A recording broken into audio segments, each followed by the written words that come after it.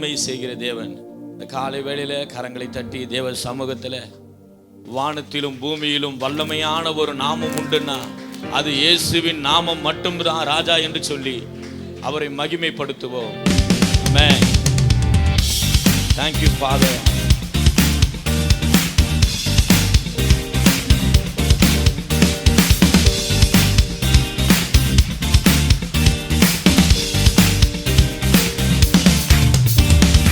வானத்திலும் இந்த பூமியிலும் வல்லமையான ஒரு நாமம் உண்டு. வானத்திலும் இந்த பூமியிலும் வல்லமையான ஒரு நாமம் உண்டு. மனுஷனுக்குள்ளே வல்லமையான வேறு நாமமில்லை. மனுஷனுக்குள்ளே வல்லமையான வேறொரு நாமமில்லை. அவர் நாமம் இயேசு கிறிஸ்து.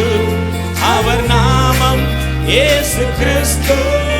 அவர் நாமம் இயேசு கிறிஸ்து.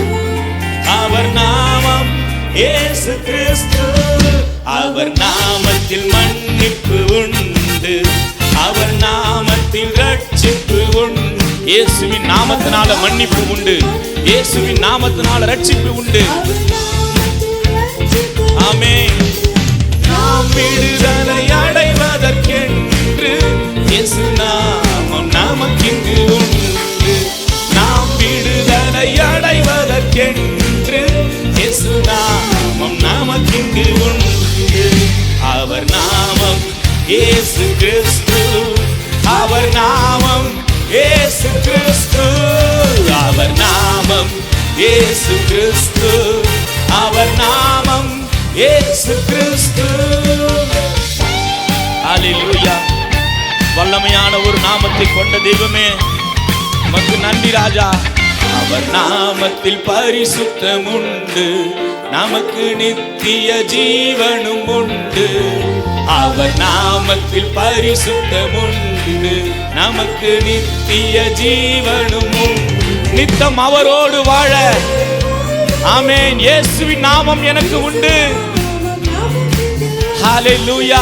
நித்தம் அவரோடு வாழ்வதற்கென்று இயேசு நாமம் நமக்கிங்கு உண்டு. அவர் நாமம் இயேசு கிறிஸ்து. அவர் நாமம் இயேசு கிறிஸ்து. அவர் நாமம் இயேசு கிறிஸ்து. அவர் நாமம் இயேசு கிறிஸ்து. வானத்திலும் இந்த பூமியிலும் வல்லமையான ஒரு நாமம் உண்டு. வானத்திலும் இந்த பூமியிலும் வல்லமையான ஒரு நாமம் உண்டு. மனுஷனுக்குள்ளே வல்லமையான நாமமில்லை. மனுஷனுக்குள்ளே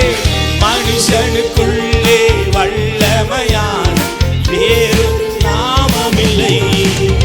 இயேசு நாமம் எனக்கு போதும். இயேசு நாமம் எனக்கு போதும். கரங்களை உயர்த்தி, இரண்டு கரங்களை உயர்த்தி, அந்த ஒரு நாமம் மாத்திரம் எனக்கு போதும். இயேசு நாமம் எனக்கு போதும். எனக்கு போதும். இயேசு நாமம் எனக்கு போதும். இயேசு நாமம் எனக்கு போதும். இயேசு நாமம் எனக்கு போதும். ஹல்லேலூயா. கரங்களை தட்டி இயேசுவின் நாமம் பாதாளத்தை அதிர பண்ணுகிற நாமம். உலர்ந்த எலும்புகளை உயிர் பெற செய்கிற நாமம்.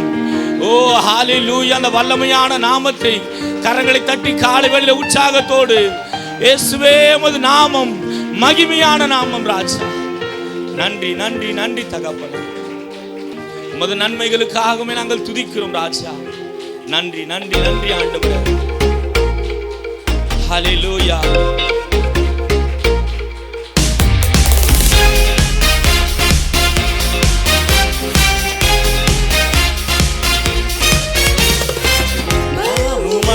பராக்கிரமுமல்ல ஆவியினாலே எல்லாமே ஆகும்.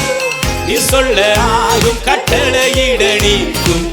உம்மாலே ஆகாத காரியம் உண்டோ? பலமுமல்ல பராக்கிரமுமல்ல ஆவியினாலே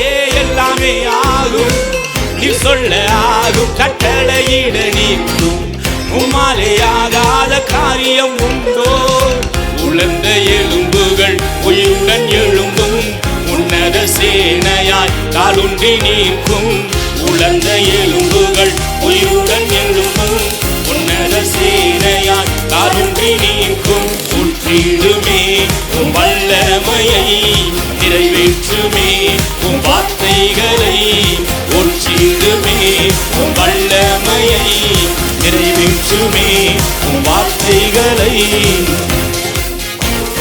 மாத்திரமல்ல ஆவியினாலே எல்லாமே ஆகும் நீ சொல்ல ஆகும் கட்டளையிட நீக்கும் உம்மாலே ஆகாத காரியம் உண்டோ ஆண்டவரே என் பலனினால என் பராக்கிரமத்தினால ஒன்று இல்லை ராஜா உமது ஆவியினால ஆகும் கட்டுகள் எல்லாம் நொடியில் அவிழ்க்கப்படும் சாபங்கள் எல்லாம் முற்றும் மாறி போகும் கட்டுகள் எல்லாம் நொடியில் அவிழ்க்கப்படும் விசுவாசத்தோடு பாடுவோம் மாறி போகும் தேவ வார்த்தை எங்கும் பிரபலமாகும் தேவ மகிமை எங்கும் வெளியரங்கமாகும் நாமம் எங்கும் பிரபலமாகும் அவர் மகிமை எங்கும் வெளியரங்கமாகும் உற்றிடுமே உம் வல்லமையை நிறைவேற்றுமே உம் வார்த்தைகளை உற்றிடுமே உம் வல்லமையை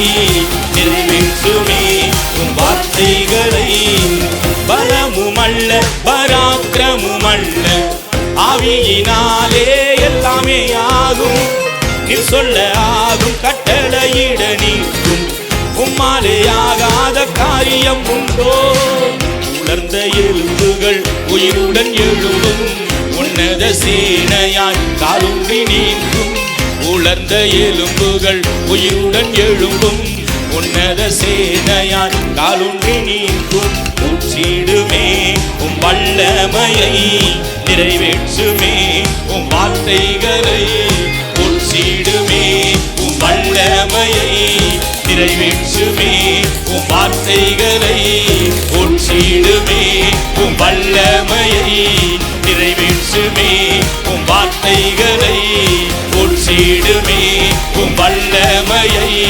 நிறைவேற்றுமே உம் வார்த்தைகளை உற்றிடுமே உம் வல்லமையை நிறைவேற்றுமே உம் வார்த்தைகளை ஹalleluya உமது வல்லமையை ஊற்றுவீராக உமது வல்லமையை ஊற்றுவீராக ஓ யெகோவா தெய்வமே கர்த்தர் தெய்வமானால் கர்த்தரை வணங்குங்கள் என்று சொல்லும்போது வானத்தில் இருந்து பட்சித்த அக்கினி வந்து ஓ அங்கிருந்த பலிபீடத்தை நக்கி போட்டது போல உமது பரிசுத்த ஆவியினுடைய அக்கினி உமது பரிசுத்த ஆவியினுடைய வல்லமை எங்கள் மத்தியில் கடந்து வருவதாக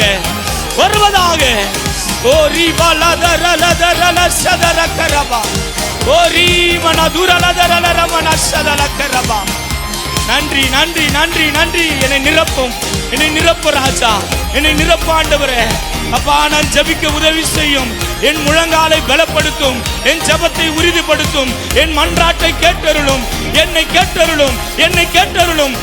கேட்டருளும் ஆண்டவரே ஓ ஷபரதரலரபா ஓ உமது வல்லமையினால உமது தேவ மகிமையினால என்னை மூடி மறைத்து பாதுகாப்பீராக உமது தேவ பிரசன்னம் என்னை மறைந்து கொள்வதாக ஓ ரீபலதுரலதரலரபல சதரபா நீமானா குரபலதரலதரலரபோ ஓ உன்னை விட்டு நான் விலகவும் இல்லை உன்னை நான் கைவிடவும் இல்லை ஓ சதரதரலதரலரபா நான் வனாந்திரத்திலே வழியும் அவாந்திர வெளியிலே ஆறுகளையும் ஓட பண்ணுகிற தேவன் ஓ சதரதரலரபல சதரபா நீ எகிப்து தேசத்தில் புறப்பட்ட நாட்டில் நடந்த அதே அற்புதங்களை அதே அதிசயங்களை நான் இன்றும் செய்ய வல்லமையுடையவர் ஓ சதரபல கரபர சதரமா ஓ ரீமரதுரலதரலரபா இயேசுவே இயேசுவே இயேசுவே துதிப்போம் ஆண்டவரை துதிங்க அவர் பாதுகாப்பின் தேவன் அவர் வல்லமையுடைய தேவன் அவர் நித்திய பிரபு அவர் சமாதானத்தின் ராஜா அவர் ராஜாதி ராஜா அவர் கர்த்தாதி கர்த்தா அவர் தூயாதி தூயா அவர் பரிசுத்தம் உள்ளவர், அவர் நீதி உள்ளவர், அவர் உண்மை உள்ளவர். சதா காலங்களும் உண்மை என்னை காக்கும்படியாக தூங்காமலும் உறங்காமலும் இஸ்ரவேலை காக்கிற தேவன் விழித்திருக்கிறவர். ஓ ரீபாலதரல சதரகரபா. ஓ இயேசுவே உமக்கு நன்றி, உமக்கு நன்றி. ஓ என்னை பலப்படுத்துகிற கிறிஸ்துவே உமக்கு நன்றி. என் நல்வார்த்தைகளை உங்கள் மேல் நிறைவேற செய்வேன், என் நல்வார்த்தையை நிறைவேற செய்வேன். ஓ சதரதரலரபா. உன் ஆத்துமாவை நான் காப்பேன், ஒரு தீங்கும் உன்னை அணுகாதபடி நான் உன்னை காப்பேன். சபரதரலரலரபா. ஓ ரீபரதுரல சதரகரபா. கரங்களை உயர்த்தி ஹல்லேலூயா. மலைகள் விலகினாலும் ஆண்டவரே உமது அன்பு என்னோடு விட்டு விலகாதிருக்கிற தயவுக்காக நன்றி ராஜா என்று சொல்லி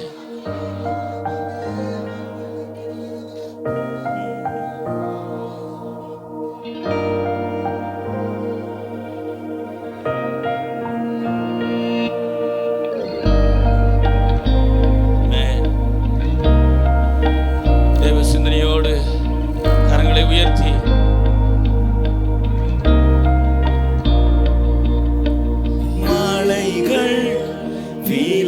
விலகினாலும் பர்வதம் பெயர்ந்தாலும் மலைகள் விலகினாலும் பர்வதம் பெயர்ந்தாலும் உந்தன் கிருபையோ அது மாறாதது, உந்தன் தயவோ அது விலகாதது, உந்தன் கிருபையோ அது மாறாதது, உந்தன் தயவோ அது விலகாதது. ஆராதிப்பேன் உம்மை மாத்திரமே. கரங்களை அசைத்து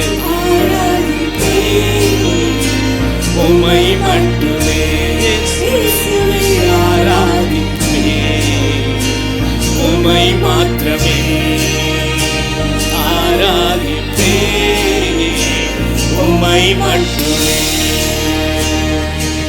நான் உம்மையே ஆராதிப்பேன், என் ஜீவன் என்னை விட்டு பிரியும் வரை நான் உம்மையே ஆராதிப்பேன். நன்றி ராஜா. மலைகளை போல மனிதனை நம்பினேன், விலகும் போதும் உள்ளே உடைந்தேன். மலைகளை போல மனிதனை நம்பினேன், விலகும் போதும் உள்ளே உடைந்தேன். கண்மலையே என்னை எப்போது மறந்தீர், உறைவிடமே நீர் விலகவும் மாட்டீர். கண்மலையே என்னை எப்போது மறந்தீர், உறைவிடமே நீர் விலகவும் மாட்டீர்.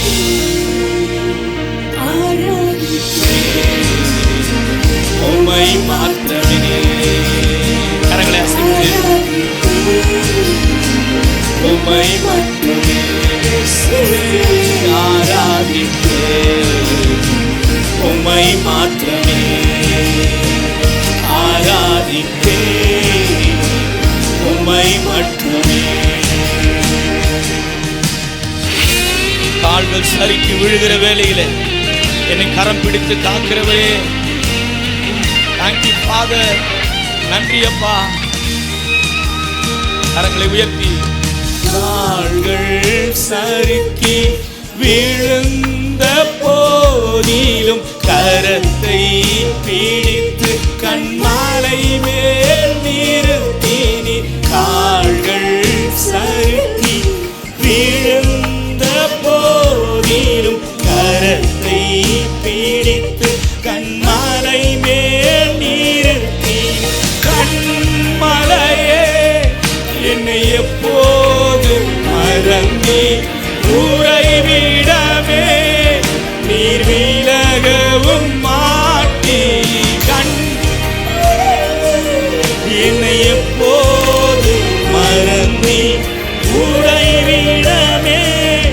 நீர் விலகவும் மாட்டே. கரங்களை உயர்த்தி ஆராதிப்பே ஆராதிப்பே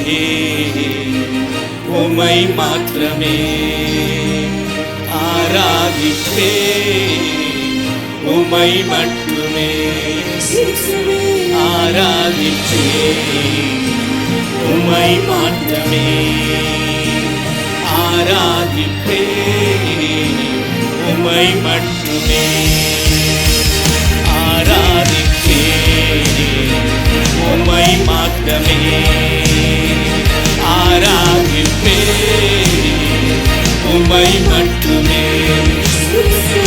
ஆராதிப்பே உம்மை மாத்திரமே.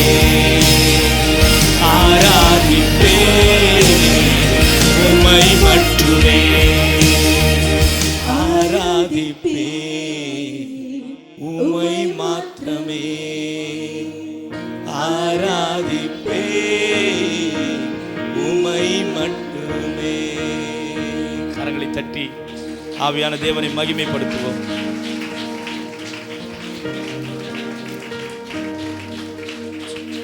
சொல்லப்படுகிற ஜெப குறிப்புக்காக ஜெபிப்போம். முதலாவதாக கூட மருத்துவமனையில் உள்ளவருக்காக ஜெபிப்போம். பாரதி நகர் சிஸ்டர் ஏசம்மாவின் மகன் மருத்துவமனையில் உள்ளார். அழகர் சாமி நகர் சிஸ்டர் ஜெனிஃபர் இவர்கள் இருவருக்கும் தேவன் பரிபூர்ண சுகத்தை தரும்படியாக எல்லா பாரத்தோடு ஜெபிப்போமா. ஆண்டவரே அப்பா உமக்கு நன்றி செலுத்துகிறோம் தகப்பனே. ஆண்டவரே சிஸ்டர் ஏசம்மாவின் மகன் ஆண்டவரே அப்பா மருத்துவமனையில் உள்ளார் தகப்பனே.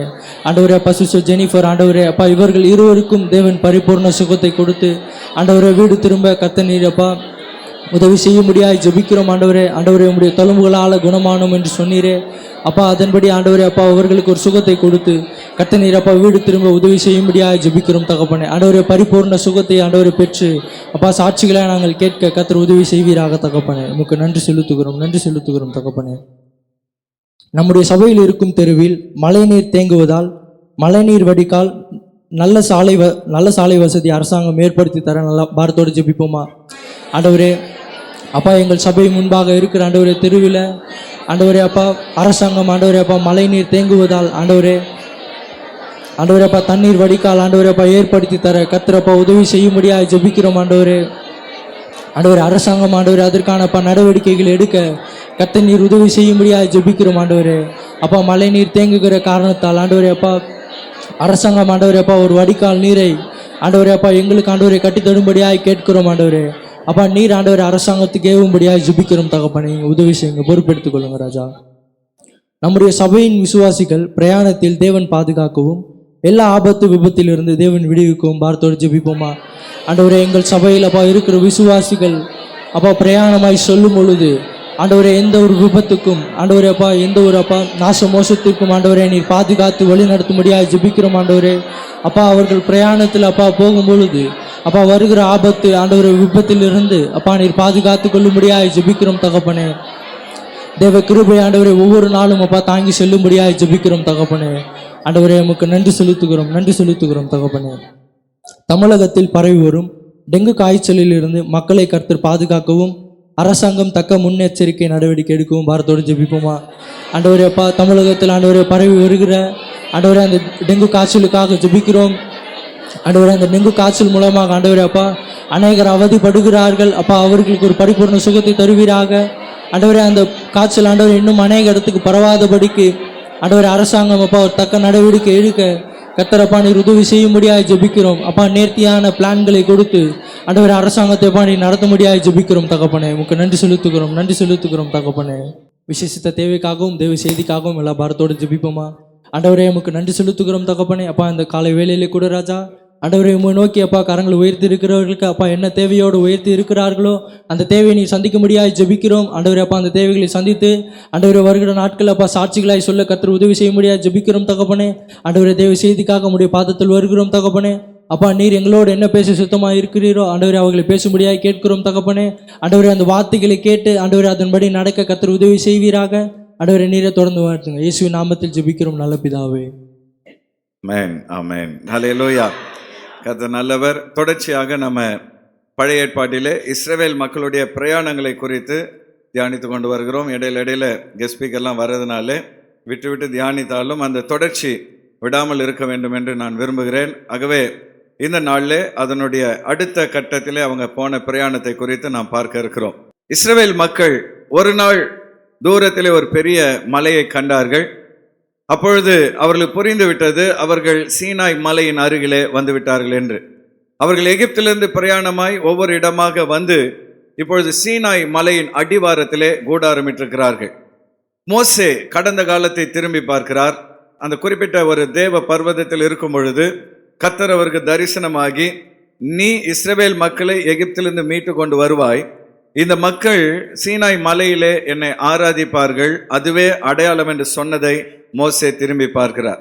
இப்பொழுது சீனாய் மலை அடிவாரத்தில் அவர்கள் கூடாரமிட்டிருக்கிற அந்த நேரத்திலே கர்த்தர் மோசேயை மலை மேல் வர சொல்கிறார். மோசே, நான் இந்த மக்களோடு கூட உடன்படிக்கை செய்ய விரும்புகிறேன். இந்த நாளிலே, இந்த நாள் முதல் இவர்களை என் பிள்ளைகளாக நான் தத்தெடுத்து கொள்ள விரும்புகிறேன். உலகத்தில் நான் படைத்த அனைவரும் என் பிள்ளைகள், ஆனால் இஸ்ரவேல் மக்கள் விசேஷமானவர்கள். ஆகவே அவர்களை தத்தெடுத்து அவர்களோடு கூட நான் ஒரு உடன்படிக்கை செய்ய போகிறேன். அந்த உடன்படிக்கையின் அம்சங்களை அல்லது அந்த உடன்படிக்கையின் நிபந்தனைகளை 10 கட்டளைகளாக நான் உனக்கு தருகிறேன் என்று சொல்லி கர்த்தர் மோசேயை மலைக்கு அழைக்கிறார். அந்த மலை மேல் பயங்கரமான அக்கினி இறங்கி வருகிறது, புகைகள் எழும்புகிறது, பயங்கரமான மின்னல்கள் வருகிறது, கோடா கோடி தூதர்கள் அந்த மலையில் இறங்கி வருகிறார்கள்.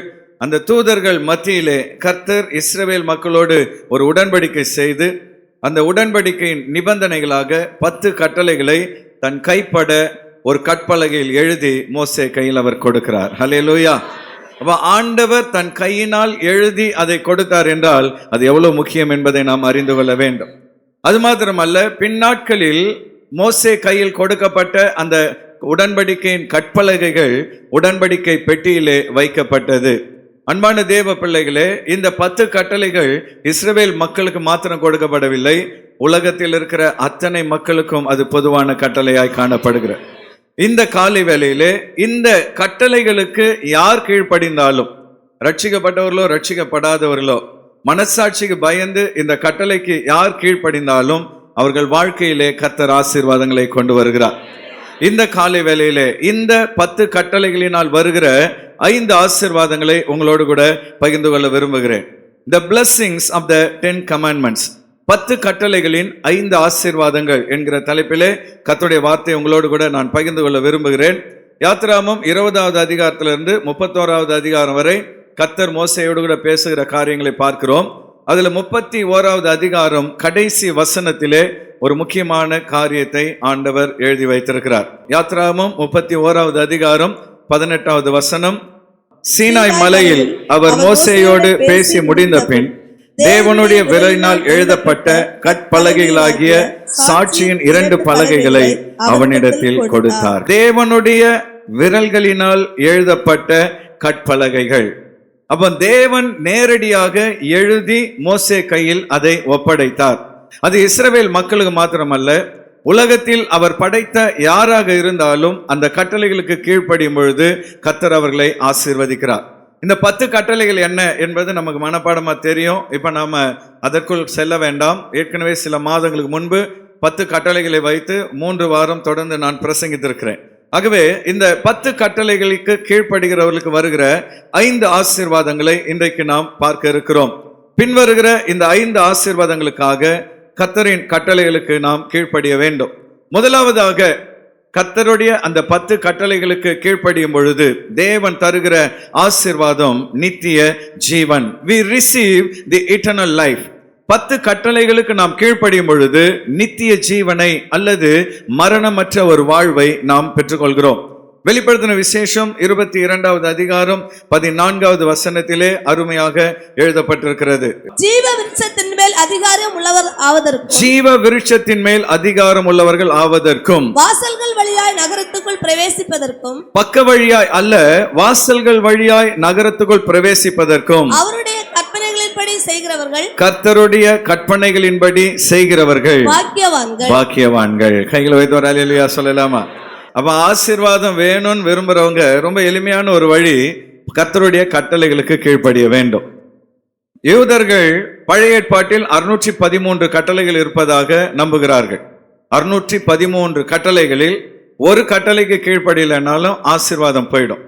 அப்ப ஆண்டவர் என்ன பண்ணாரு, 613 கட்டளைகளை சுருக்கி 10 கட்டளைகளாய் கொடுத்தார். ஹல்லேலூயா. நீ 613 கட்டளையும் தேடி தேடி வாசிட்டு இருக்க வேண்டாம். வாசி கீழ்ப்படி. ஆனா இந்த 10 கட்டளைகள் ரொம்ப பிரதானமான கட்டளைகள் என்று 10 கட்டளைகளை கொடுத்தார். புதிய ஏற்பாட்டுக்கு வரும்போது ஆண்டவர் இயேசு பார்த்தாரு, இந்த 10 கட்டளைகளுக்கும் கீழ்ப்படிய நம்ம சிரமப்படுகிறோம் என்று 10 கட்டளைகளை 2 கட்டளைகளாய் மாற்றினார். ஹல்லேலூயா. அதுல முதலாவது பிரதான கற்பனை என்ன? உன் தேவனாகிய கர்த்தரிடத்தில் உன் முழு இருதயத்தோடும் உன் முழு ஆத்மாவோடும் உன் முழு பலத்தோடும் அன்பு கூறுவாயாக. அல்லேலூயா.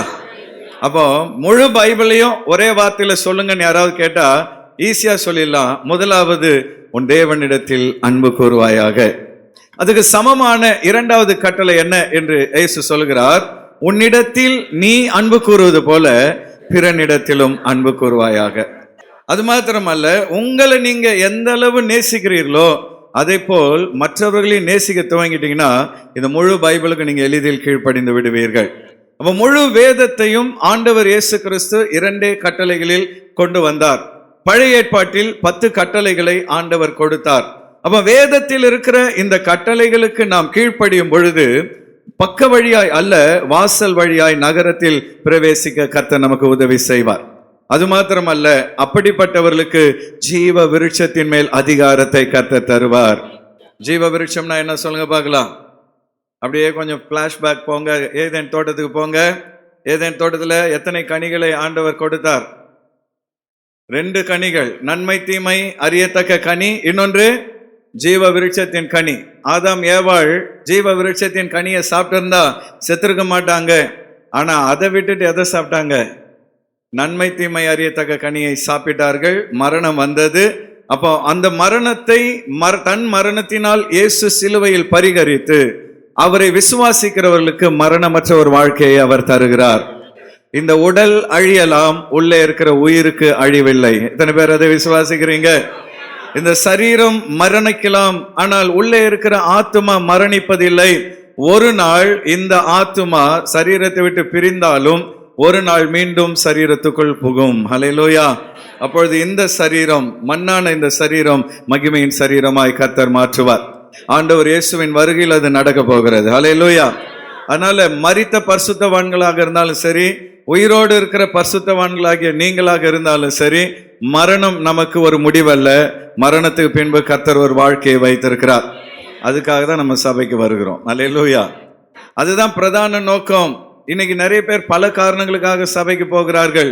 சர்ச்சுக்கு போனா நமக்கு ஆசீர்வாதம் கிடைக்கும், சர்ச்சுக்கு போனா நம்ம கடன்கள் மாறும், நோய்கள் தீரும். இதெல்லாம் உண்மையாக இருந்தாலும் இது எல்லாமே பூமிக்கு அடுத்த காரியங்கள். சபைக்கு நாம் வருவது அந்த ஜீவ விருட்சத்தின் மேல் அதிகாரத்தை பெற்றுக்கொள்வதற்காக. ஒரு நாள் கர்த்தர் மரணமற்ற வாழ்க்கையை நமக்கு தரப்போகிறார். அல்லேலூயா. அப்போ இந்த வேதத்தை நாம் வாசிக்கும் பொழுது, இந்த வேதத்தின் கற்பனைகளுக்கு நாம் கீழ்ப்படியும் பொழுது அந்த ஜீவ விருட்சத்தின் கனி மேல் கர்த்தர் நமக்கு அதிகாரத்தை தருகிறார். இந்த வேதத்தை யார் வாசித்தாலும் அவர்கள் வாழ்க்கையை கர்த்தர் மாற்றுகிறார். ஹல்லேலூயா. பிராங்க் மோரிசன் என்கிற ஒரு நாத்திகர் என்ன பண்ணாரு, ஒரு நாள் ஒரு தீர்மானம் எடுத்தார். இந்த கிறிஸ்தவம் இயேசு உயிரோடு எழுந்தார் என்பதை அடிப்படையாக வைத்துதான் இந்த கிறிஸ்தவமே இருக்கிறது. இயேசு உயிரோடு எழுந்திருக்கலன்னு நம்ம ப்ரூவ் பண்ணிட்டா கிறிஸ்தவம் அழிந்து விடும் என்று சொல்லி அவர் என்ன பண்ணாரு, ஒரு புஸ்தகத்தை எழுத துவங்கினார். Who moved the stone? கல்லை புரட்டியது யார்? அதுதான் புஸ்தகத்தின் தலைப்பு. என்கிட்ட இருக்குது அந்த புக்கு. அதை எழுத துவங்கின பொழுது பைபிள் பொய்ன்னு சொல்லி ப்ரூவ் பண்ணணும்னா முதல்ல என்ன பண்ணணும்? முதல்ல பைபிளை வாசிக்கணும். நீங்க வாசிக்கிறீங்களோ இல்லையோ, நாத்திகர்கள் இதை வாசிக்கிறார்கள். நீங்க இந்த பைபிளை வாசிக்கிறீங்களோ இல்லையோ, கடவுள் இல்லைன்னு சொல்றவன் இதை வாசிக்கிறான். ஏன்னா இதை வாசித்து தானே ப்ரூவ் பண்ணணும்.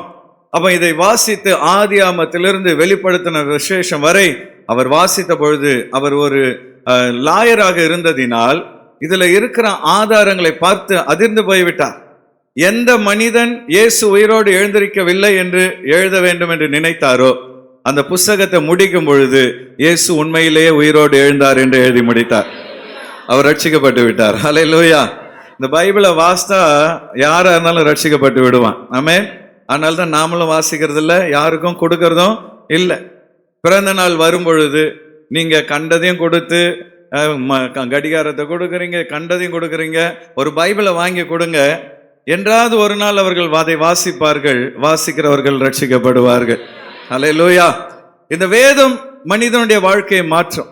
இந்த வேதத்தை வாசிக்கிறவன் நித்திய ஜீவனை, மரணமற்ற நிரந்தரமான நித்திய வாழ்வை பெற்றுக்கொள்வான். ஆகவே அன்பான தேவ பிள்ளைகளே, நீங்க இதுவரை இந்த வேதத்தை வாசிக்காவிட்டால் இந்த நாளிலிருந்து வாசிக்கும்படி கர்த்தருடைய ஆவியானவர் உங்களை அழைக்கிறார். இந்த வருடமே வேதத்தின் வருடம். அல்லேலூயா.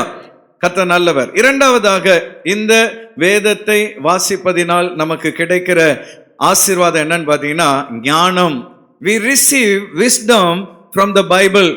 வேதத்தை வாசிக்கும் பொழுது ஞானத்தை நாம் பெற்றுக்கொள்கிறோம். இந்த வேதத்தை வாசிக்கிறவன் முட்டாளா இருந்தா கூட அறிவாளியா மாறிடுவான். இந்த வேதத்தை வாசிக்கிறவனை கர்த்தர் ஞானியாக மாற்றி விடுவார்.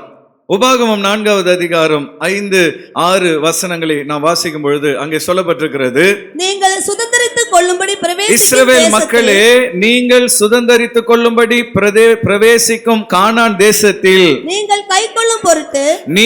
கைக்கொள்ளும் பொருட்டு என் தேவனாகிய கர்த்தர் எனக்கு கற்பித்தபடியே நான் உங்களுக்கு கட்டளைகளையும் நியாயங்களையும் போதித்தேன். ஆண்டவர் எனக்கு கற்பித்த கட்டளைகளையும் நியாயங்களையும் உங்களுக்கு நான் போதித்தேன். மோசே சொல்றாரு. அடுத்து 6வது வசனத்தில் அவர் என்ன சொல்கிறார்? வாசிங்க பார்க்கலாம். ஆகையால் அவைகளை கைக்கொண்டு இந்த கட்டளைகளை கைக்கொண்டு நடவுங்கள்,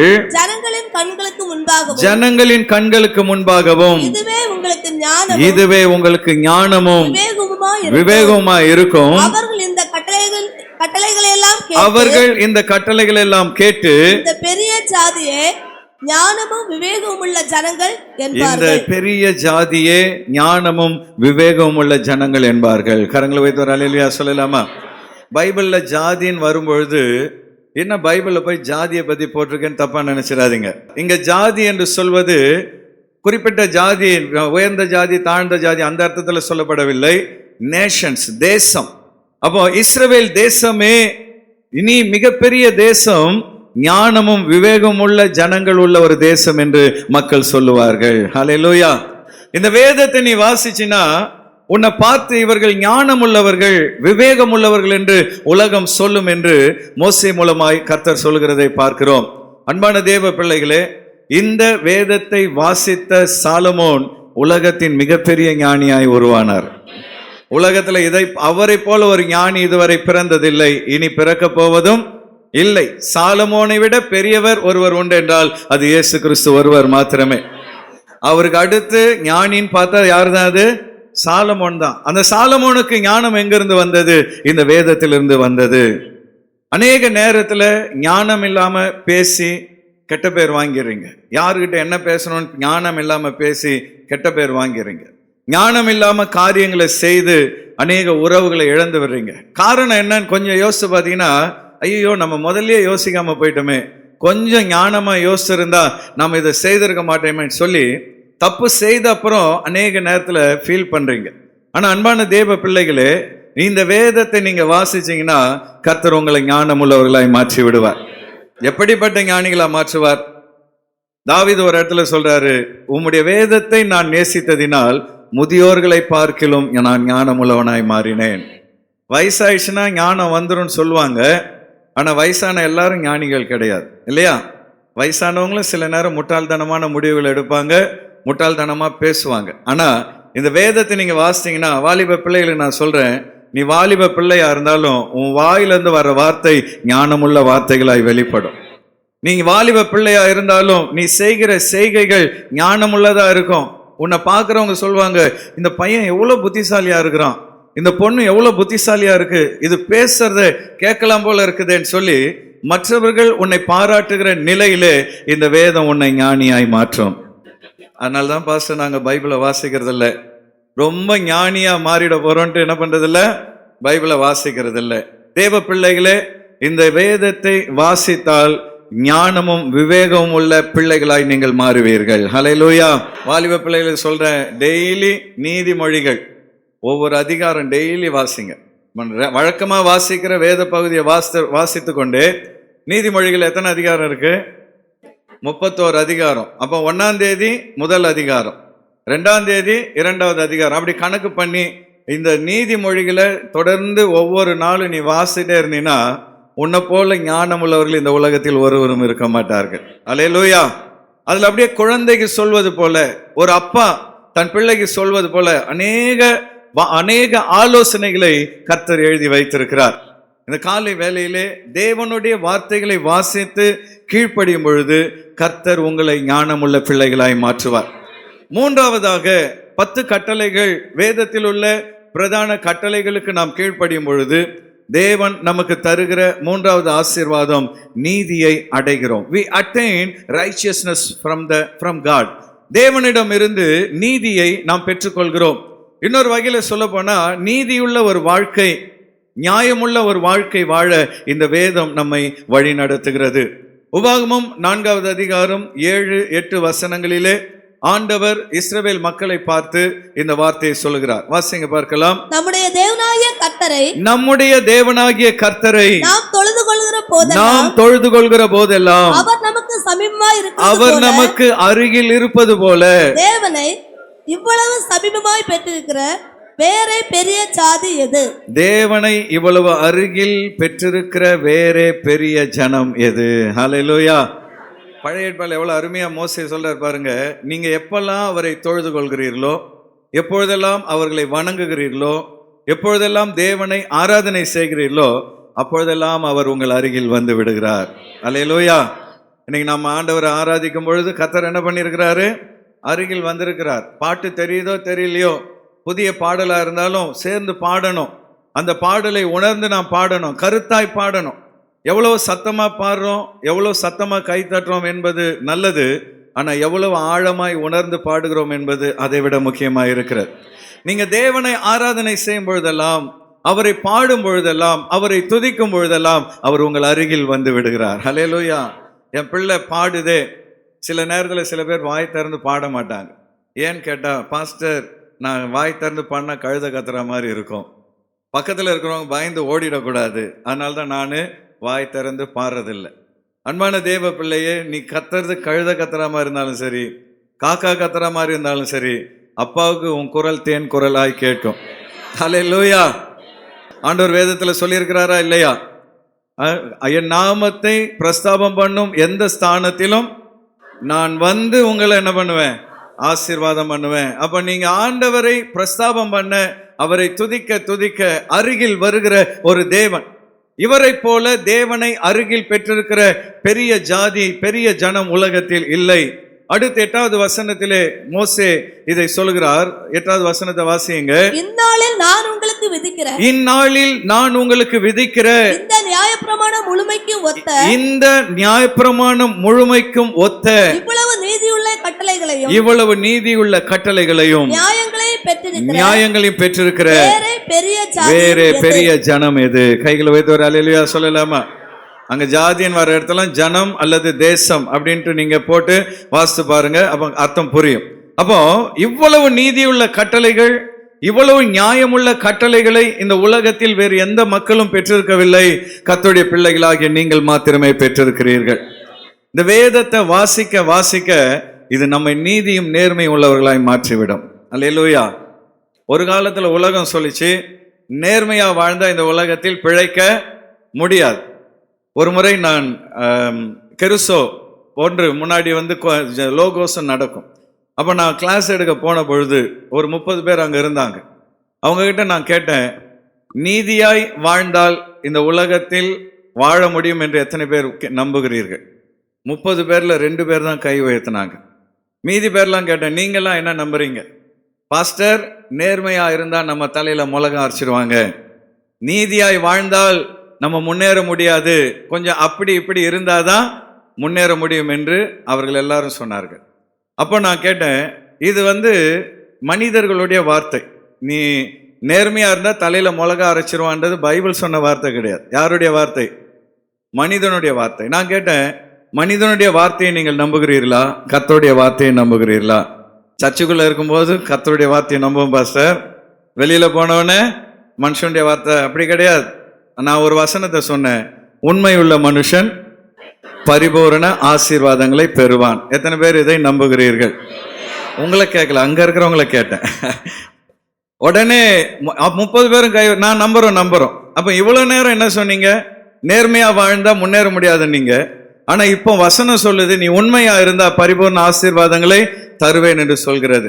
அன்பான தேவ பிள்ளைகளே, இப்போ பாத்தீங்கன்னா கான்செப்ட் மாறிவிட்டது. நேர்மையாய் ஒரு கம்பெனியை நடத்தினாதான், நேர்மையா ஒரு பிசினஸ் பண்ணாதான் அந்த பிசினஸ் நீண்ட நாட்கள் நடக்கும் என்று கண்டுபிடித்திருக்கிறார்கள். ஒரு அல்லேலூயா சொல்லலாமா?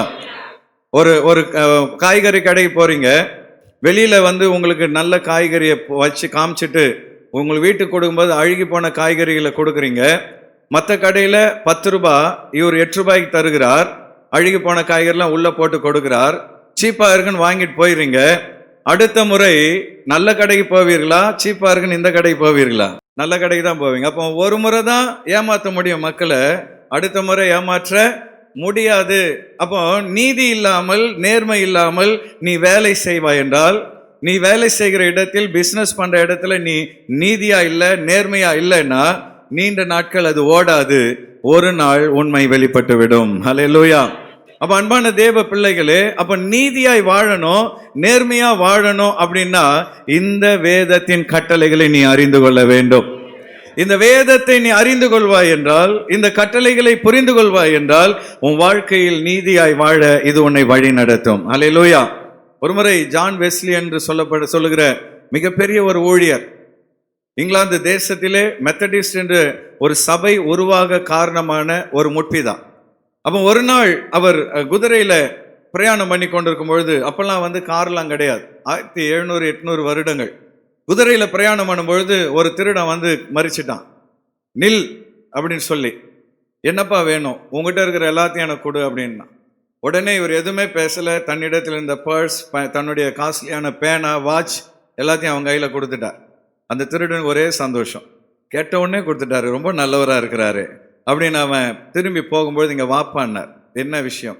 நான் இன்னொன்று உனக்கு கொடுக்க போகிறேன்.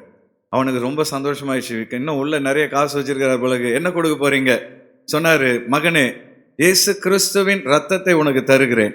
இயேசு கிறிஸ்துவின் ரத்தம் சகல பாவங்களை நீக்கி உன்னை ரட்சிக்கும் என்று சொன்னார். அவன் என்ன பண்ணான், அது யாருக்கு வேணும், நீங்களே வச்சுக்கிடுங்க அப்படின்னு அவன் போயிட்டான்.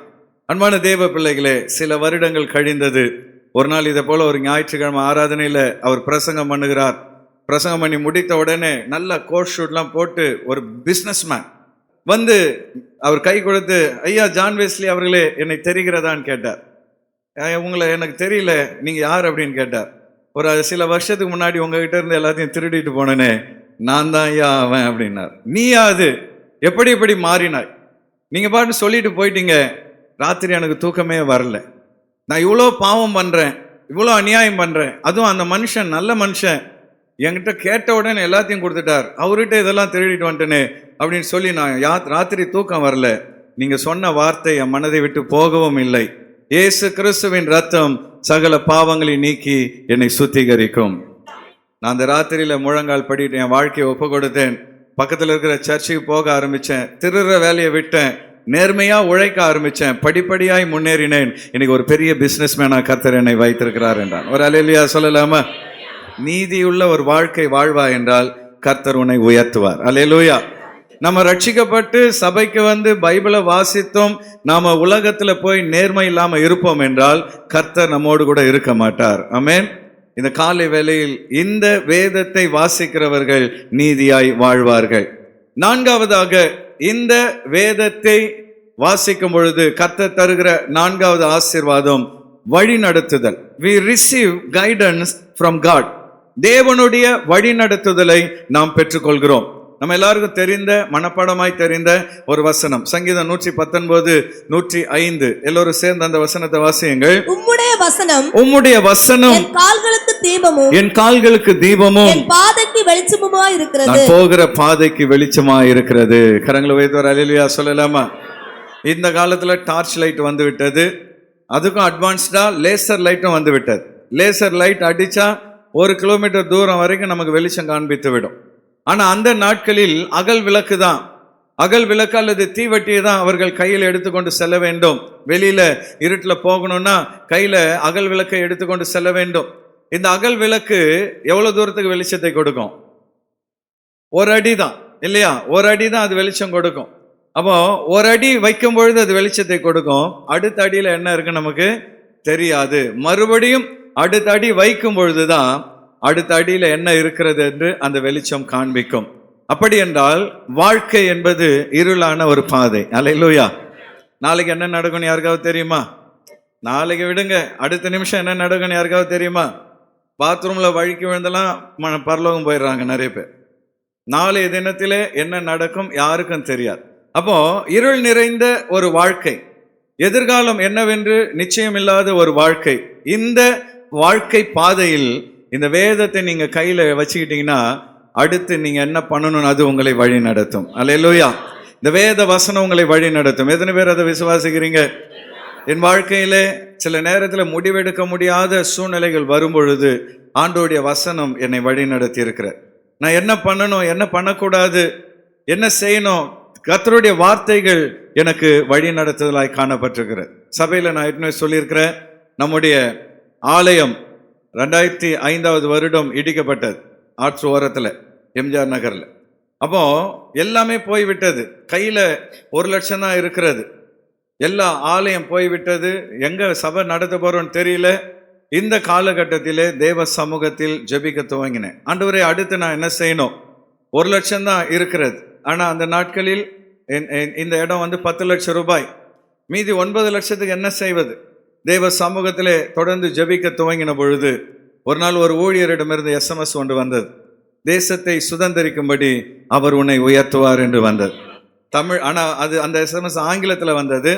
ஆங்கிலத்தில் இன்னும் அருமையா இருந்தது. God will lift you up to inherit a land. ஒரு நிலத்தை நீ சுதந்திரிக்கும்படி கர்த்தர் உன்னை உயர்த்துவார் என்று வந்தது. இப்போ எனக்குள்ள ஒரு தைரியம் வந்தது. கையில் 1 லட்சம் இருந்தாலும் பரவாயில்ல, கர்த்தர் வழி திறப்பார் என்று விசுவாசத்தோடு இடங்களை பார்க்க துவங்கினோம். அன்பான தேவ பிள்ளைகளே, சபை இடிக்கப்பட்ட 8வது மாதத்தில் 10 லட்சம் கொடுத்து இந்த இடத்தை வாங்க கர்த்தர் வழிகளை திறந்தார். இன்னைக்கு திரும்பி பார்த்தோம்னா எப்படி அந்த பணம் வந்தது? ஆச்சரியமா இருக்கிறது. ஆண்டவர் ஆச்சரியமாய் அந்த தேவைகளை சந்தித்து இந்த இடத்தை வாங்கும்படி கர்த்தர் நமக்கு உதவி செய்தார். சில நேரத்திலே திக்கு தெரியாமல் திணறுகிற நேரத்தில் அடுத்து என்ன, எல்லாமே இருளா இருக்கிறது ஆண்டவரே என்று நீ கலங்கும் பொழுது இந்த வேத வசனம் உன்னை வழி நடத்தும். ஹல்லேலூயா. வாலிப மகனே, வாலிப மகளே, பைபிளை டெய்லி வாசி. அலட்சியமா இருக்காத. நீ எதுக்கோ நேரம் செலவு பண்ற, எதுக்கோ உன் டைமை வீணடிக்கிற. ஆனா பைபிளை வாசிக்க எனக்கு நேரம் இல்லைன்னு சொல்ற. நேரம் இல்லை என்று யாராவது சொல்வீர்கள் என்றால் முட்டாள்களின் வார்த்தை. புத்திசாலி நேரம் இல்லைன்னு சொல்ல மாட்டாங்க, நான் நேரத்தை ஒதுக்கலைன்னு சொல்லுவாங்க. புரியுதா உங்களுக்கு? எல்லாருக்கும் 24 மணி நேரம் இருக்கு. நாம நேரத்தை ஒதுக்கணும். உனக்கு எது முக்கியம் தெரியுதோ அதற்கு நீ நேரம் ஒதுக்குவாய். பைபிள் உனக்கு முக்கியம் இல்லை நீ நினைக்கிற, அதனால இதுக்கு நேரம் கொடுப்பதில்லை. ஆனா இன்றைக்கு ஆவியானவர் சொல்றாரு, முதல்ல இதை உன் வாழ்க்கையில் முதல்ல வை. வேதத்தை வாசிப்பது உன் வாழ்க்கையின் முதல் வேலையா இருக்கட்டும். வாசித்த வேத வசனத்தின்படி ஜெபம் பண்ணுவது உன் வாழ்க்கையின் 2வது வேலையா இருக்கட்டும். முதலாவது தேவனுடைய ராஜ்யத்தையும் அவர் நீதியை நீ தேடிப்பார். இந்த வருடத்தின் முடிவுக்குள் தடைகள் எல்லாம் உடைக்கப்பட்டு விடும். நீ நினையாத உயரத்தில் அப்பா உன்னை கொண்டு போய் வைப்பார். ஆண்டவர் உன்னை வழி நடத்துவார். நீ என்ன செய்யணும், என்ன செய்யக்கூடாது என்று கர்த்தருடைய ஆவியானவர் உன்னை வழி நடத்துவார். ஆகவேதான் தாவீது சொல்கிறார், உன் வசனம் என் கால்களுக்கு தீபமும் என் பாதைக்கு வெளிச்சமாய் இருக்கிறது. 5வதாக, அன்பான தேவ பிள்ளைகளே, கர்த்தருடைய கட்டளைகளுக்கு நாம் கீழ்ப்படியும் பொழுது ஆண்டவர் நமக்கு தருகிற 5வது ஆசீர்வாதம், நியாய தீர்ப்பிலிருந்து தப்புகிறோம். We escape from the judgment, the coming judgment. ஆண்டவர் அனுப்ப போகிற நியாய தீர்ப்பிலிருந்து இந்த வசனம் நம்மை தப்புவிக்கிறது. பிரசங்கி 12வது அதிகாரம் 13-14 சாலமோன் தன் வாழ்க்கையில் தான் கற்றுக்கொண்ட அத்தனை தத்துவத்தின் முடிவு என்ன என்பதை அந்த இடத்திலே அவர் சொல்லுகிறார். 12வது வசனத்தை வாசியுங்கள், 13வது வசனத்தை வாசியுங்கள். காரியத்தின் கடைத்தொகையை கேட்போமாக. காரியத்தின் கடைத்தொகையை கேட்போமாக. கைகளை வைத்து ஒரு அல்லேலூயா சொல்லாமா? அவர் அந்த பிரசங்கியை நீங்க வாசிங்கன்னா தெரியும். அவர் சொல்றாரு, எனக்கு எதெல்லாம் சந்தோஷம் கொடுக்கணும்னு நினைச்சனோ அத்தனையும் நான் இந்த உலகத்தில் செய்தேன். உலகத்தில் 1000 கல்யாணம் பண்ண ஒரே ஆள் சாலமோன், ஒரு ஆள் தான். ஏன்னா எதெல்லாம் சந்தோஷம் கொடுக்கும்னு நினைச்சாரோ அத்தனையும் அவர் செய்தார். அவ்வளவு ஐஸ்வர்யம். கப்பல்ல வந்து தங்கம் இறங்குமா, வேர்ல்ட்லயே ஃபர்ஸ்ட் கிளாஸ் ஸ்டாண்டர்டான ஓஃபீர் என்கிற இடத்துல இருந்து தங்கம் கப்பல்ல வந்து இறங்குமா. இந்தியாவில இருந்து மயில், குரங்குகள், பல விஷயங்களை இந்தியாவில இருந்து அவர் இம்போர்ட் பண்ணியிருக்கிறார். அதே போல பிரம்மாண்டமான கட்டடங்களை கட்டினார். உலகத்திலேயே மிகவும் அருமையான ஆச்சரியமான ஒரு தேவாலயத்தை கட்டி தங்கத்தினால் அதை மூடினார். ஹல்லேலூயா. அவர் அருமையான தோட்டங்களை உருவாக்கினார். எல்லாம் பண்ணிட்டு சொன்னாரு, மாயை மாயை எல்லாம் மாயை. எனக்கு எதுவும் சந்தோஷத்தை கொடுக்கல, எல்லாம் எனக்கு சஞ்சலமா இருக்கு. 1000 பொண்டாட்டியை கட்டினேன், ஒன்று ஒரு மாதிரி இருக்குது, ஒன்றும் எனக்கு சந்தோஷத்தை கொடுக்கல. பில்டிங்கை கட்டும்போது சந்தோஷமா இருந்தது, கட்டி முடிச்சதுக்கு அப்புறம் சந்தோஷம் இல்லை. தோட்டத்தை வைக்கும்போது சந்தோஷமா இருந்தது, அதுக்கப்புறம் எனக்கு சந்தோஷம் இல்லை. எல்லாம் மாயை என்று சொல்லிட்டு கடைசியா சொல்றாரு, என் வாழ்க்கையில் இந்த ஞானம், தேவன் கொடுத்த ஞானத்தினால் நான் கற்றுக்கொண்ட எல்லாத்தையும் உங்களுக்கு ஒரே வார்த்தையில சொல்றேன், காரியத்தின் கடை தொகையை கேட்போமாக. ஹல்லேலூயா. என்ன சொல்றாரு சாலமோன்? தொடர்ந்து வாசிங்க. தேவனுக்கு பயந்து, தேவனுக்கு பயந்து. கைகளை வைத்து ஒரு ஹல்லேலூயா சொல்லலாமா? சாலமோன் சொல்றாரு பாருங்க, வாழ்க்கையில் அவர் கற்றுக்கொண்ட ஞானத்தை கொண்டு தேவனுக்கு பயந்து அவர் கற்பனைகளை கைக்கொள். வேதத்தில் அவர் எழுதியிருக்கிற கற்பனைகளை கைக்கொள் மகனே. ஹல்லேலூயா. நீ வீட்டை கட்டலாம், மாளிகை கட்டலாம், கார் வாங்கலாம், பங்களா வாங்கலாம், நகைகள் சேகரிக்கலாம், பணத்தை சுவிஸ் பேங்க்ல போடலாம், என்ன செய்தாலும் மகனே அதெல்லாம் உனக்கு எதுவுமே பலனை கொண்டு வராது. தேவனுக்கு பயந்து அவர் கற்பனைகளை கைக்கொள். ஹல்லேலூயா. எல்லா மனுஷர் மேலும் விழுந்த கடமை இதுவே. அப்படின்னா ரட்சிக்கப்பட்டவங்க கிறிஸ்தவங்க மாத்திரம் கிடையாது, உலகத்தில் இருக்கிற அத்தனை மனிதர்களுக்கும் விழுந்த கடமை இந்த வேதத்தில் இருக்கிற கற்பனைகள். பிரதானமாய் 10 கற்பனைகள். புதிய ஏற்பாட்டில் ஆண்டவர் கொடுத்த அந்த 2 கற்பனைகளை நீங்கள் கை கொண்டால் போதும், அதுதான் உங்க வாழ்க்கைக்கு ஆசீர்வாதம். ஹல்லேலூயா. ஏன் இதை நான் சொல்லுகிறேன் என்றுட்டு 14வது வசனத்துல அவர் ஒரு காரணத்தையும் சொல்றார் பாருங்க. ஒவ்வொரு கிரியை, இந்த பூமியில் நீ செய்கிற ஒவ்வொரு கிரியை, ஒவ்வொரு வேலையும், அந்தரங்கமான ஒவ்வொரு காரியத்தையும், யாருக்கும் தெரியாது என்று நினைத்து நீ செய்கிற அந்தரங்கத்தில் செய்கிற ஒவ்வொரு விஷயத்தையும், நன்மையானாலும் அது நன்மையானாலும் சரி, அது தீமையானாலும் சரி, தேவன் நியாயத்திலே கொண்டு வருவார். ஒரு நாள் தேவன் எல்லாவற்றையும் நியாய தீர்ப்பில் கொண்டு வந்து நிறுத்துவார். கைகளை வைத்து ஒரு ஹல்லேலூயா சொல்லலாமா? நீங்க என்ன பேசுனீங்க, நன்மையை பேசினாலும் சரி, தீமையை பேசினாலும் சரி, நீங்க புண்ணியம் செய்தாலும் சரி, பாவம் செய்தாலும் சரி, நீங்கள் வெளியரங்கமாக நன்மை செய்தாலும் சரி, அந்தரங்கத்தில் நன்மை செய்தாலும் சரி, அந்தரங்கமாக இருந்தாலும் வெளியரங்கமாக இருந்தாலும், நன்மையானாலும் தீமையானாலும் ஒரு நாள் நியாயத்தில் தேவன் கொண்டு வந்து நிறுத்துவார். ஹல்லேலூயா. அந்த நியாய தீர்ப்பு எதன் அடிப்படையில் இருக்கும்? இந்தியாவில் குற்றவாளிகளுக்கு தண்டனை எதன் அடிப்படையில் கொடுக்கப்படுகிறது? இந்திய அரசியல் அமைப்பு சட்டத்தின் அடிப்படையில் தான் ஒரு மனிதனுக்கு தீர்ப்பு கொடுக்கப்படுகிறது. சரி, இந்தியாவில் இருக்கிறவங்களுக்கு இந்திய அரசியல் அமைப்பு சட்டம், உலகத்தில் இருக்கிற அத்தனை பேருக்கும் ஒரே சட்டம். ஒரு நாள் பரலோகத்திலே அந்த சட்டத்தை வைத்துதான் நமக்கு நியாய தீர்ப்பு கொடுக்கப்படும். அது என்ன சட்டம்? இந்த வேத சட்டம். ஹல்லேலூயா. எல்லாரும் பைபிளை கொஞ்சம் அப்படியே உயர்த்தி சொல்லுங்க. இந்த வேதத்தின் கட்டளைகளின் அடிப்படையில் தான் முழு உலகத்துக்கும் நியாய தீர்ப்பு கொடுக்கப்படும். இந்த வேதத்தின் அடிப்படையில் தான் கர்த்தர் நியாய தீர்ப்பை கொடுக்க போகிறார். ஹல்லேலூயா. அப்போ இந்த வசனத்தின்படி வாழ்ந்துட்டா நமக்கு என்ன கிடையாது? நியாய தீர்ப்பு கிடையாது. வேணா ஆண்டவர் தெளிவா சொல்லிட்டாரு, கர்த்தருடைய பிள்ளைகளாகிய நமக்கு நியாய தீர்ப்பு கிடையாது வசனத்தின்படி வாழ்ந்தால். ஆமென். ஆனால் நாம் பண்ணுகிற பாவங்கள், தவறுகளுக்கு பூமியில் நம்மை கர்த்தர் என்ன பண்ணுவாராம்? சிட்சிப்பார். நம்மை திருத்தி சீர்படுத்தி நித்தியத்தில் நம்மை கொண்டு போய் வைப்பார். ஆகவே இந்த சட்டத்தை அறிந்து வேதத்தின்படி வாழும் பொழுது இந்த வசனம் நம்மை வழி நடத்தும். சில வருடங்களுக்கு முன்பு நான் அப்போ ஸ்ப்ளெண்டர் வச்சிருந்தேன் நினைக்கிறேன்.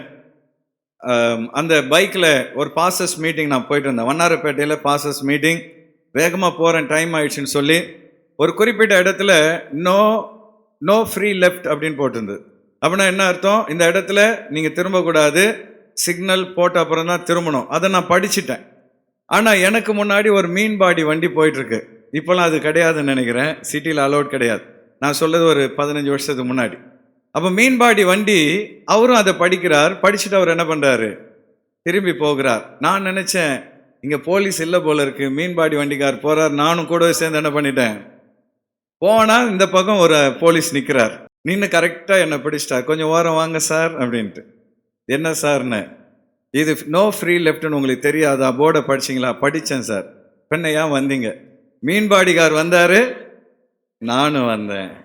பரலோகத்தில் போய் ஆண்டவர்கிட்ட போய் ஏம்மா நீ பாவம் பண்ண, பக்கத்து வீட்டு பிரதர் பண்ணாரு, நானும் பாவம் பண்ண அப்படின்னா பரவாயில்லம்மா சரி போம்மா அப்படின்னு விட்டுருவாரா? அவர் சொன்னார், சார் அது மீன்பாடி வண்டி, அதுக்கு லைசன்ஸே கிடையாது, அதனால் அதுக்கு கேஸும் கிடையாது.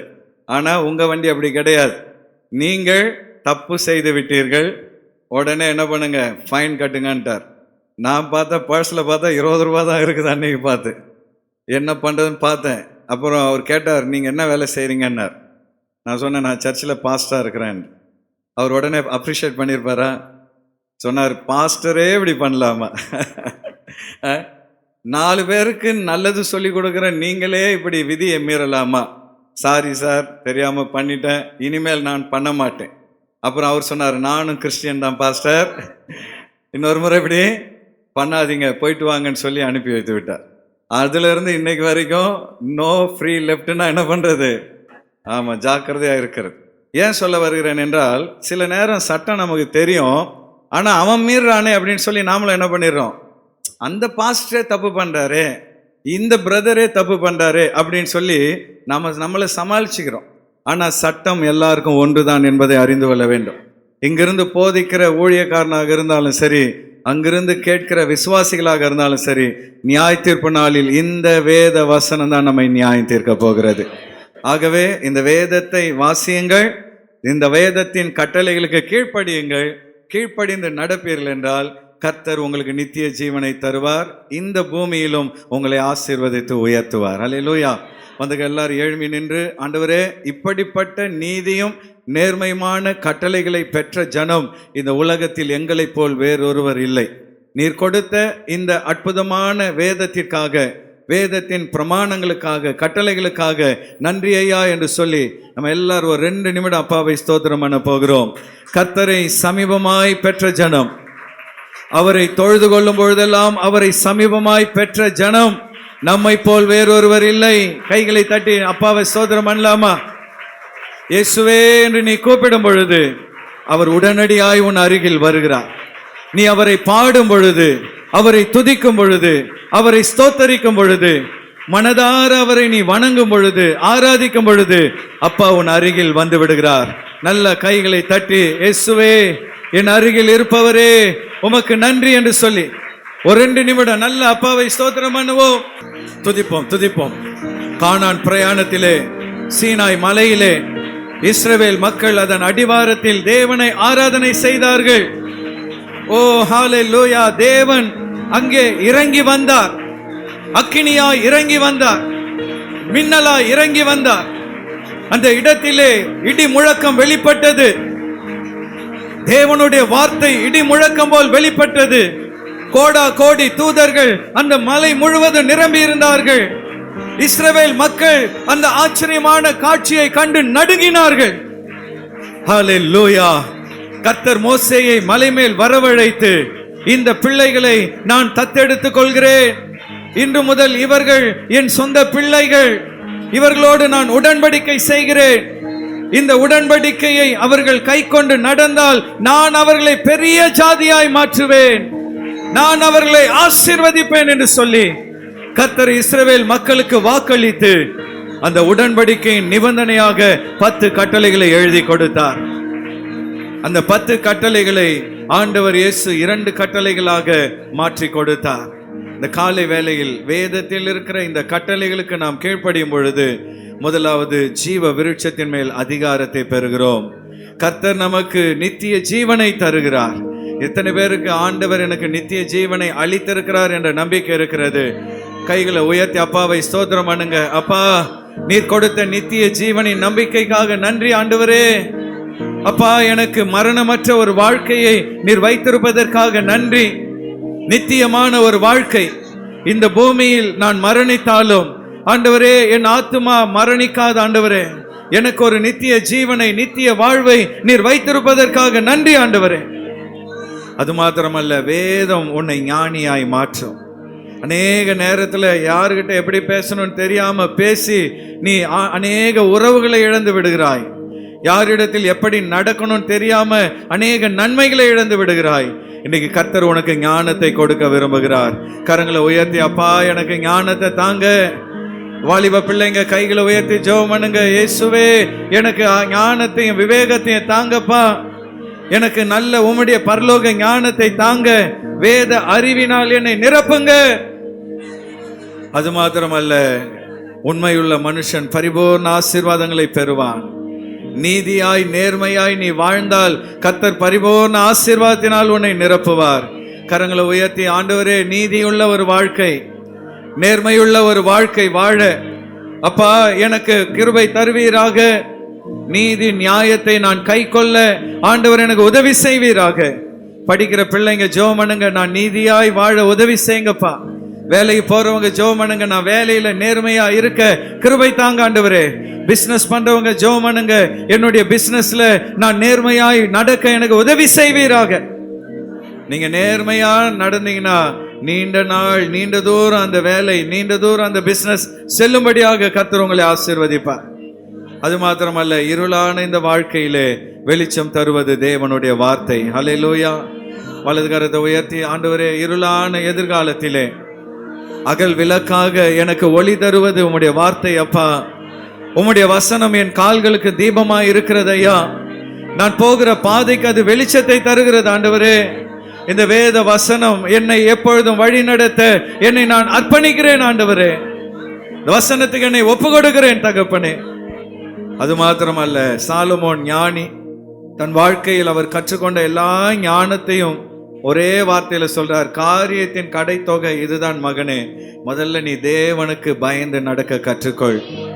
இரண்டாவது அவருடைய கற்பனைகளை கைக்கொள். ஏனென்றால் இந்த பூமியில நீ எப்படி வாழ்ந்தாலும் சரி, நீ நன்மை செய்தாலும் சரி, தீமை செய்தாலும் சரி, பாவம் செய்தாலும் சரி, புண்ணியம் செய்தாலும் சரி, ஹல்லேலூயா, எதுவாக இருந்தாலும் ஒரு நாள் இந்த வசனம் தான் உன்னை நியாயம் தீர்க்க போகிறது. இந்த வேத வசனம் தான் உன்னை நியாயம் தீர்க்க போகிறது. ஆகவே நீ முதல்ல தேவனுக்கு பயந்து நடக்க கற்றுக்கொள். அவருடைய கற்பனைகளை நீ கை கொள்ள கற்றுக்கொள். நீ ஆசீர்வாதமாக இருப்பாய் என்று சாலமோன் சொல்வதை பார்க்கிறோம். நியாய தீர்ப்பிலிருந்து நாம் தப்பித்து கொள்ள இந்த வேதத்தின் கட்டளைகளுக்கு நாம் கீழ்ப்படிந்து நடக்க வேண்டும். இன்னைக்கு எத்தனை பேர் ஒரு தீர்மானத்தை எடுக்க விரும்புறீங்க? நிறைய தீர்மானம் எடுக்கிறோம் உணர்ச்சி வசப்பட்டு. ஆனால் நீ உறுதியாக ஒரு தீர்மானம் எடுக்கணும். ஆண்டவரே, தினமும் எழுந்தவுடன் முதலாவது வேதத்தை வாசிப்பேன், அந்த வேதத்தின் கட்டளைகளுக்கு நான் கீழ்ப்படிவேன்.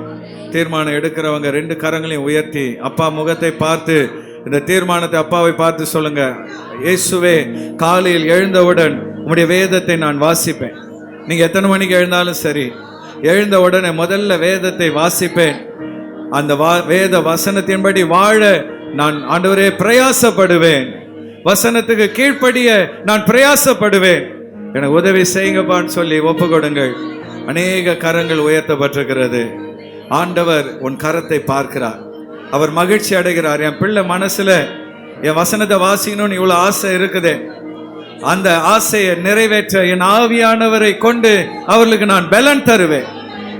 என் ஆவியானவரை கொண்டு அவர்களை நான் பலப்படுத்துவேன்.